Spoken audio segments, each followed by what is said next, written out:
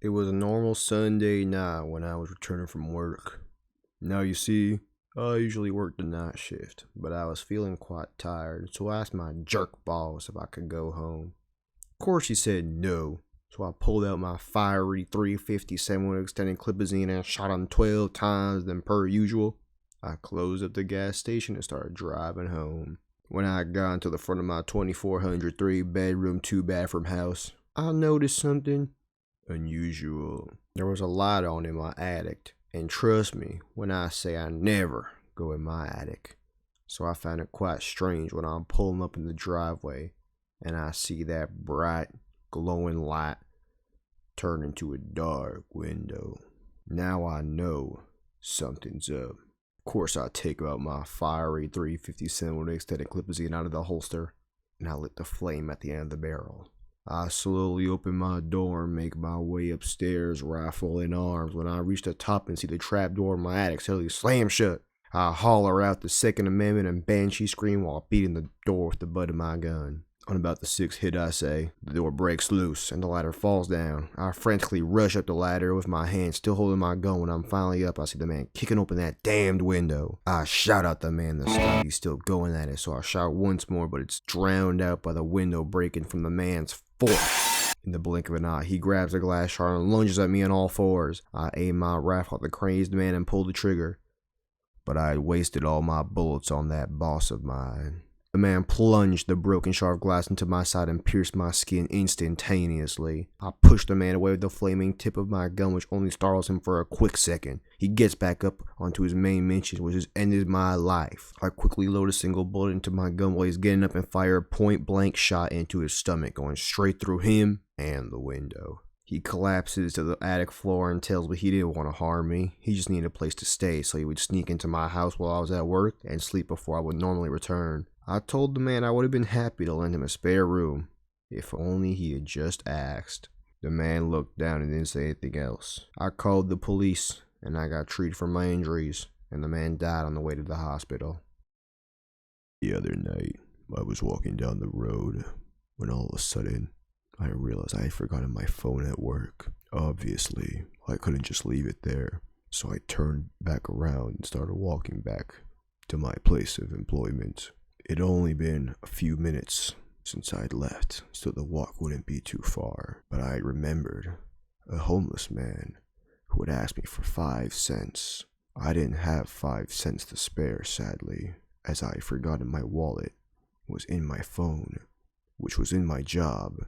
When I was walking back, the man stopped me and said, "Hey." I said hey back and continued walking back to retrieve my phone. After about 6 minutes, I had reached my job. I took out my key and started to put it in when all of a sudden, the homeless man behind me grabbed me on the shoulder and said, "You have a job, but you don't have 5 cents. He stuck his hand out expecting some change. I told him I could give him some change, but he better lay his hand off of me. He did that, but he took the wrong hand off. His hand was still on my shoulder, but the one expecting change was now in his pocket. I said, "Listen, buddy, I meant the one on my shoulder." He said, "Oh, my apologies," and took his hand off and put it in his other pocket. I turned the door. I opened it, went inside, and walked upstairs to my cubicle. I saw my phone right there with my wallet on top. I grabbed them both and went back downstairs. I opened the door, put the key in, turned it, locked it. Then I turned around and I saw him, the homeless man. He was waiting. I gave him $1.50 and I began to walk back home. 16 minutes into my walk back home, I saw him. My friend Carl. He was outside, mowing his garden. I asked him what he was doing so late. He said he had a busy day today, but he still wanted to get it done. I said, "Okay, have a nice night." He said it back, and I continued walking. 36 minutes into my walk, I looked out into the darkness, But then I saw something confusing. It was a mirror put up against someone's house. There was a sign next to the mirror. It said, "Free mirror. Take it, please. We got a new one," in parentheses. I took the mirror and continued walking.